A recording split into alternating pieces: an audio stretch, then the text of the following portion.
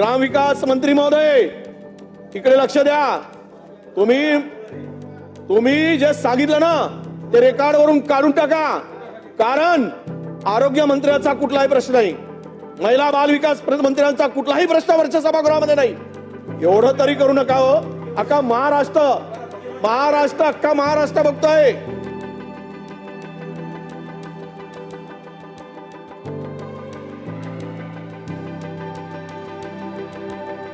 जब जनता किसी नेता को चुनती है तो वह सिर्फ अपना वोट नहीं देती बल्कि अपना भरोसा, अपनी उम्मीदें, अपने आने वाले भविष्य की दौड़ उस नेता के हाथ में सौंपती है। यह विश्वास इस उम्मीद पर टिका होता है कि वह नेता न केवल उनके जीवन को बेहतर बनाएगा बल्कि पूरे समाज और प्रदेश को प्रगति की राह पर ले जाएगा। यही विश्वास का अटूट धागा किसी नेता को जननेता बनाता है।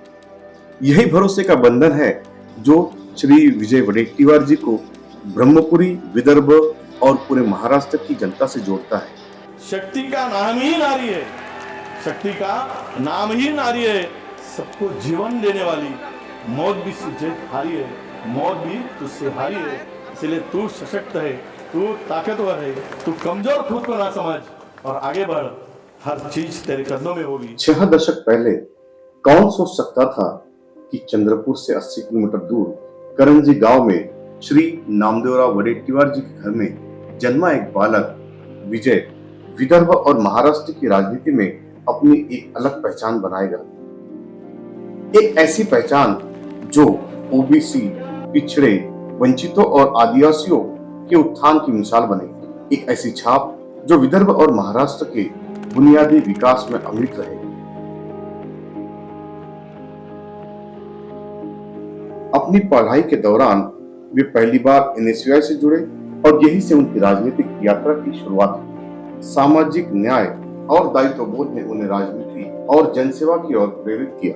अपने राजनीतिक जीवन के प्रारंभिक दौर में श्री विजय वडेट्टीवार जी पर श्री बाला साहब ठाकरे और पूर्व मुख्यमंत्री श्री विलासराव देशमुख जी का गहरा प्रभाव पड़ा। गांधी जी और बाबा साहब अम्बेडकर की विचारधारा ने उनकी राजनीतिक सोच को एक ठोस दिशा दी, जिस पर वे आज भी दृढ़ता से कायम हैं। अपनी राजनीतिक सफर की शुरुआत करने के बाद श्री विजय वडेट्टीवार जी शिवसेना से जुड़े और गढ़चिरौली क्षेत्र में सक्रिय हुए। 1991 में उन्होंने पहली बार जिला परिषद का चुनाव जीता। इस दौरान वे कई सहकारी और सामाजिक संस्थाओं के साथ जुड़े रहे। 1991 से 1998 तक वे forest development corporation of Maharashtra के चेयरमैन के रूप में अपनी सेवाएं देते रहे। 1998 में उन्होंने पहली बार विधान परिषद का चुनाव जीता और 2004 तक गढ़चिरौली, वर्धा, चंद्रपुर क्षेत्र का प्रतिनिधित्व किया। एक जमीनी नेता होने के नाते श्री विजय वडेट्टीवार जी ने विदर्भ क्षेत्र, विशेष रूप से गढ़चिरौली, वर्धा, चंद्रपुर की जटिल समस्याओं को नजदीक से समझा। स्वयं एक साधारण परिवार और ओबीसी समुदाय से आने के कारण वे सामाजिक असमानता, भेदभाव और वंचित वर्गों को समान अवसर न मिलने की गंभीरता को बखूबी समझते थे।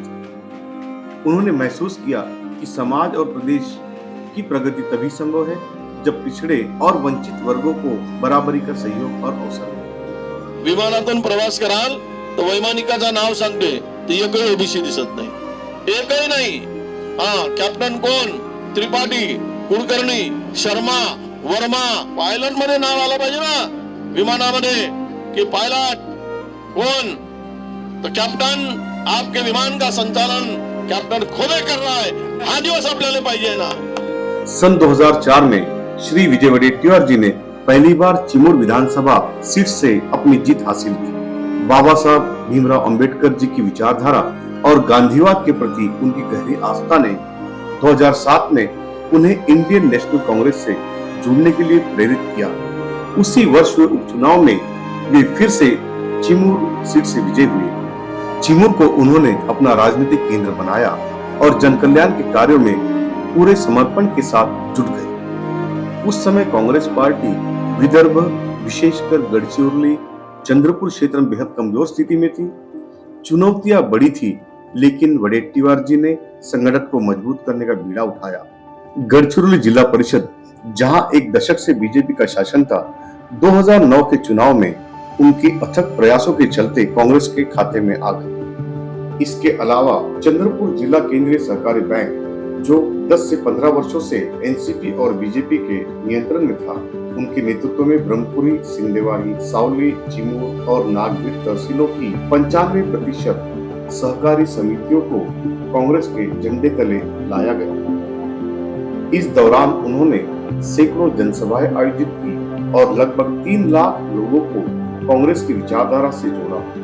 उनकी इसी मेहनत और जनसमर्थन की वजह से वे लगातार 3 बार विधानसभा के लिए चुने। श्री विजय वडेट्टीवार ने 2004 से 2014 तक चिमूर का प्रतिनिधित्व किया। जनता के अटूट प्रेम और विश्वास ने उन्हें विजय भाऊ का सम्मानजनक दर्जा दिलाया। सन 2008 में श्री विजय भाऊ ने पहली बार महाराष्ट्र सरकार के मंत्रिमंडल में राज्य मंत्री पद की शपथ ली। फिर विधानसभा के भंग होने के बाद 2009 में जब श्री अशोक चौहान की सरकार बनी, तो विजय भाऊ ने जल संसाधन, ऊर्जा, वित्त और योजना एवं संसदीय कार्य मंत्रालय का बतौर राज्य मंत्री पद संभाला। और अब धीरे धीरे विजय भाऊ के बढ़िया कार्य की चर्चा मुंबई के राजनीतिक गलियारों से पूरे महाराष्ट्र में फैलने लगी। अपने लंबे राजनीतिक सफर में विजय भाऊ ने कई उतार चढ़ाव देखे। उनके अनुसार किसी भी राजनेता की असली पहचान उनकी विचारधारा होती है। उनकी मजबूत कार्यशैली और बेहतरीन प्रदर्शन के चलते कई राजनीतिक दलों ने उन्हें अपनी पार्टी में शामिल करने के लिए लुभावने प्रस्ताव दिए। आज के समय में ऐसे कई नेता मिल जाएंगे जो विचारधाराओं को त्याग कर केवल सत्ता की कुर्सी के साथ हो लेते हैं, लेकिन श्री विजय वडेट्टीवार जी जैसे नेता अपनी विचारधारा के प्रति हमेशा अडिग रहते हैं। उनकी यह विचारधारा ओबीसी समाज, वंचित वर्ग, आदिवासी समाज और पूरे प्रदेश की प्रगति और विकास के प्रति समर्पित है। शायद यही कारण था कि 2014 में कांग्रेस पार्टी ने विजय भाऊ को विदर्भ की सबसे चुनौतीपूर्ण सीट ब्रह्मपुरी से चुनाव लड़ने के लिए चुना। यह सीट आरएसएस और बीजेपी का गढ़ मानी जाती है, लेकिन विजय भाऊ उन लोगों में से नहीं है जो कठिनाइयों से पीछे है। उन्होंने 2014 में ब्रह्मपुर से भारी बहुमत के साथ जीत दर्ज की और कांग्रेस का परचम लहराया। 2019 में आम चुनाव से ठीक पहले कांग्रेस पार्टी और विधानसभा में नेता प्रतिपक्ष राधाकृष्ण विखे पाटिल ने कांग्रेस पार्टी के साथ विश्वासघात करते हुए विरोधी खेमे को ज्वाइन कर लिया। तब कांग्रेस पार्टी ने अपने सबसे भरोसेमंद और लोकप्रिय नेता श्री विजय भाऊ को सदन का नेता प्रतिपक्ष बनाया। 2019 में भी ब्रह्मपुरी की जनता ने अपने विश्वास और समर्थन के साथ विजय भाऊ को विधानसभा में अपना प्रतिनिधि चुना। अपने 4 दशकों के लंबे राजनीतिक जीवन में विजय भाऊ ने समाज के पिछड़े और वंचित वर्गों के उत्थान के लिए उल्लेखनीय कार्य किए।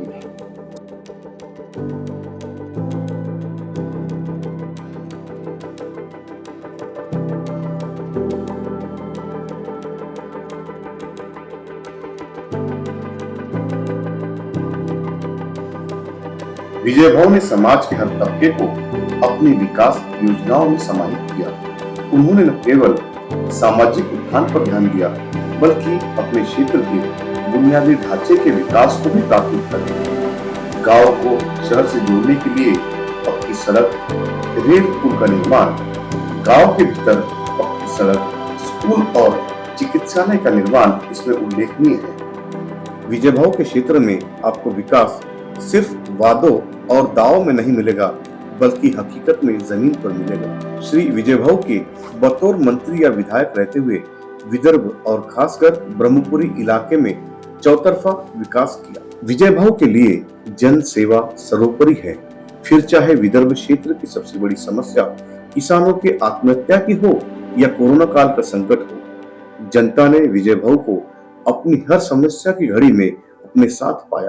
कोरोना काल में महाराष्ट्र के इस विजय भाऊ ने बतौर आपदा प्रबंधन मंत्री रहते हुए आगे बढ़कर जनता की सेवा की। जरूरतमंद जनता के लिए राशन की व्यवस्था करनी हो या अप्रवासी मजदूरों को अपने प्रदेश भेजना हो, विजय भव ने बड़े भाई की तरह सबके लिए साधन उपलब्ध कराए।